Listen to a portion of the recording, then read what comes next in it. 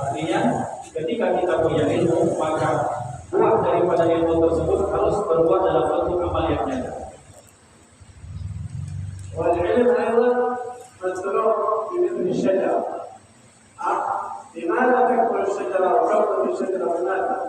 تسكت النفس. هذا علمك يكبر يتسع الكنز. الكنز هذا مثل جمال الشجرة. كلما درسنا وراجعنا يكبر العلم. Maka ilmu itu diumpamakan sebagaimana pohon, maka semakin engkau belajar, maka semakin besar pohon tersebut, semakin banyak engkau belajar, maka semakin kuat fondasi dan akarnya.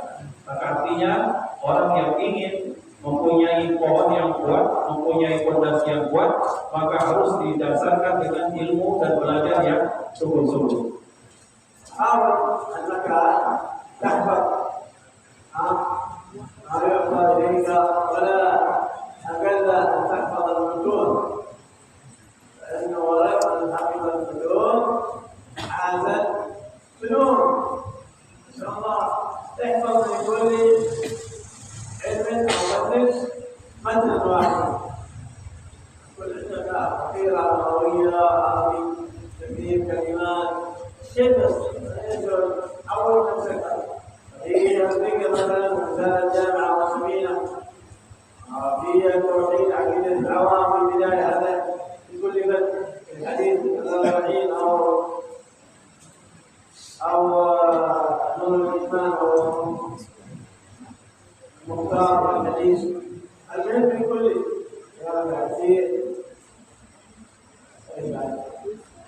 السيرة شيء من أمور السيرة، التجويد، الفضل منظومة هذا التجويد هي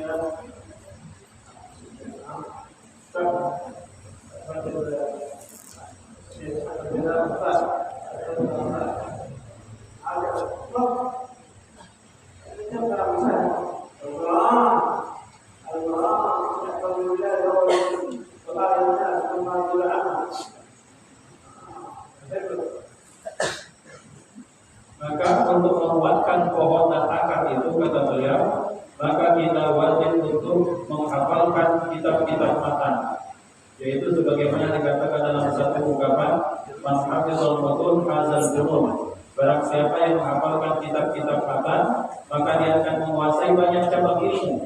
Artinya beliau berharap dari kita semua bahwa sebagai santri kita wajib menghafalkan matan-matan di setiap cabang minimal satu matan. Misalnya kalau nahwu, misalnya kita menghafalkan al-jurmiyah misalnya, kemudian kalau tajwid tuhfatul atfal, misalnya kalau tauhid kita menghafalkan aqidatul awam dan lain sebagainya. Kalau benisbah kepada hadis maka mukhtarul hadis, mungkin juga Arba'in Nawawiyah, mungkin juga kemudian ketika Al-Quran minimal kita hafal misalnya dari Al-Quran sampai An-Nas, atau minimal kita hafal juz Ahmad. Intinya kata beliau bahwa lazim wajib bagi santri itu menghafalkan kitab-kitab yang paling mendasar yang disebut sebagai matan, sebagai modal yang paling pokok bagi seorang santri untuk menguatkan fondasi akar maupun pohon ilmunya tersebut. ولهذا لا تعلم ثم تعمل، والعمل بالعلم عبادة. العمل بالعلم هذا عبادة، مراجعة العلم عبادة، ومدارسة العلم عبادة. فكان سمعناه أنه ذكر لله، هذا ما يحصل عليه الذاكرون يحصل عليه الله الذين يتجاوزون العلم.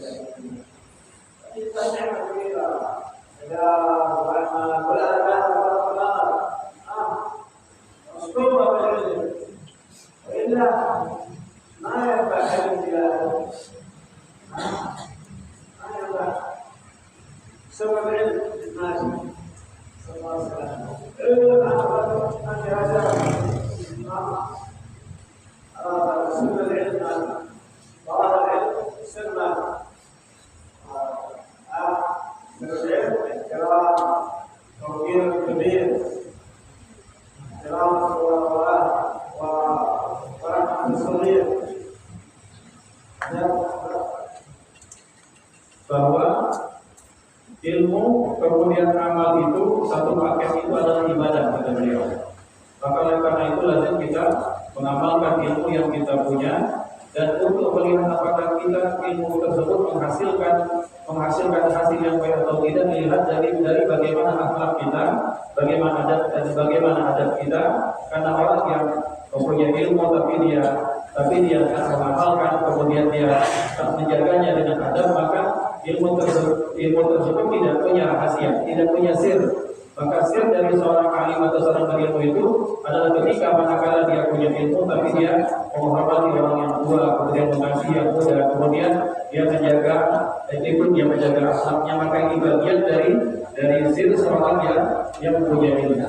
Juga kelebihan orang-orang berilmu itu dikatakan oleh beliau bahwa betapa banyak ada orang-orang yang berzikir di ketika malam harinya, kemudian puasa pada siang harinya, ternyata pahala mereka bisa disusul dengan orang-orang yang belajar, orang-orang yang mengamalkan ilmunya. Jadi kata orang-orang yang disibukkan dengan belajar, maka pahala mereka bisa menyusul, menyamai, bahkan mengalahkan orang-orang yang berzikir atau orang-orang berpuasa di siang hari.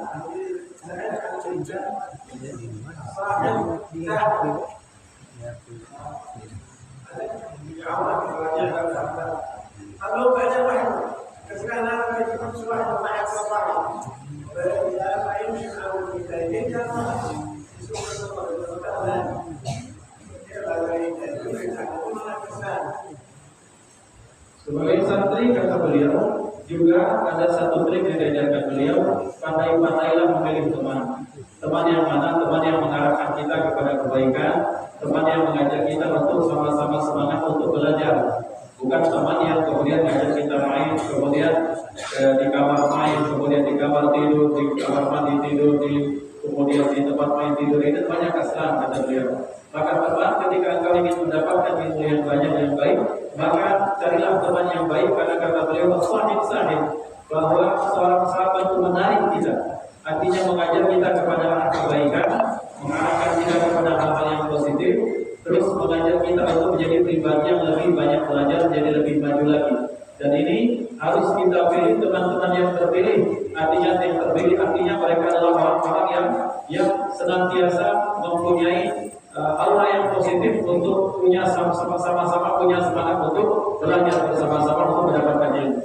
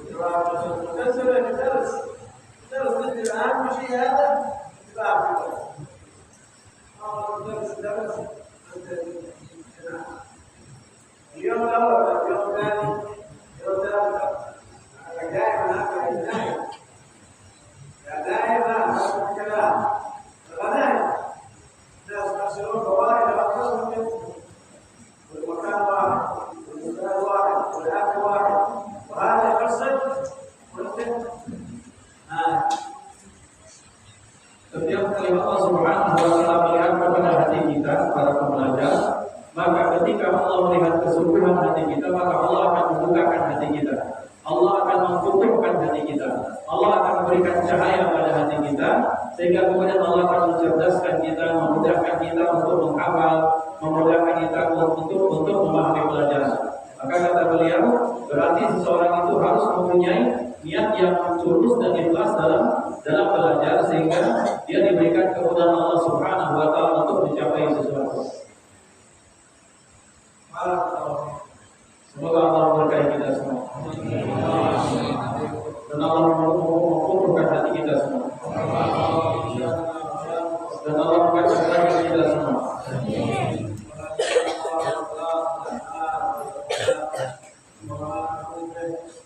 Dan Allah Subhanahu wa taala memberikan hati kita kepada kita ikhlas, kemudian setiap amalan kita kerjakan. Dan Allah Subhanahu wa taala memberikan kita dengan ilmu.